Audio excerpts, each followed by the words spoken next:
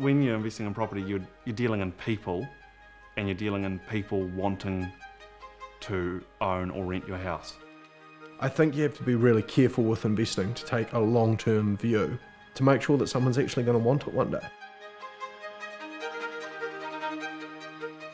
You know, we talk about sustainability of our business and sustainability of the houses and the products that we use in our houses, but one of the biggest things is sustainability of your investment. When you're buying a quality house, you should be buying something that's going to last for 100 to 150 years at least.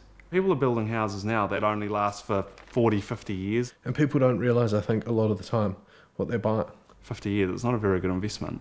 What's it going to be like 20 years down the track? Is it a desirable property for people to live in today? Is it going to be a desirable property for people to want to rent in the future? And that's going to stand the test of time. That's still going to look great and not fall to bits. If you're repulsed by the house, why do you think another human would love it? A lot of people would say that if you're not living in it, it doesn't matter. That's where the issues with vacancy can come. Tenants are the part of property investing that make it work. What do we want to give to these tenants? If it's something you would look for in a home, I'd suggest that it's something you should probably be looking for with an investment property. It doesn't matter what your yield says you'll be getting. If you've got vacancy in that property, then you're absolutely going to have an appalling yield. When you're looking at a house to live in, there is definitely an element of falling in love. Most investment advisors will tell you not to buy a house based on emotion. Yield-based selling may be the way to sell these properties now, but in the future, I'm sure they're actually going to be very difficult to sell. If you've bought a house that looks like everybody else's, who's going to want to buy it in 15 to 20 years? A lot of people buy properties now purely based on a spreadsheet. Pure numbers-based investing doesn't work. You're buying more than just numbers on a spreadsheet. You are actually buying a house that you're going to need someone to love enough to rent from you or love enough to buy from you in the future. You know, there's a lot of stuff out there really complicating it. Sure, you have to worry about the numbers and you do have to be somewhat sensible about them. And I'm not saying our houses don't stack up as well on paper as the other houses do, because they actually do. You should be buying the best house that your budget can allow. Good location, nice quiet street, development of 3 or 4 houses, good products like wool carpet, wool insulation, solar panels which save your tenants money, like all of those little things.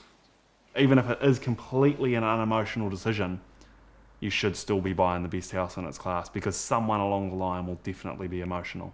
And the other thing I think investors need to think a lot more about is what value do they put on their sleep? You always want to be in the top, like say, 15-20% of houses that are compared. You need to be in it for the long term, and part of being in it for the long term is you're going to have to ride the various cycles. So you certainly don't want to be at the bottom of the townhouse quality ladder. I think one of the greatest things that investors can give themselves is satisfaction and pride in their ownership of the property that they've purchased. What does this actually mean to people? What are they doing this for? And do you want to own something that's really great where you give another person a really decent home? Or do we want to give people the bare minimum? How can you expect something to be truly successful in the long term if you don't actually believe in it yourself? If you don't have the best house in its class, you're basically starting on the wrong foot into investment. It is possible to get all very technical about it, but the actual principles of it are very simple. Buy a well-located property that's well built, that has good aesthetic appeal, and that people are going to want to live in, and you really have a recipe for success. And it's actually that simple.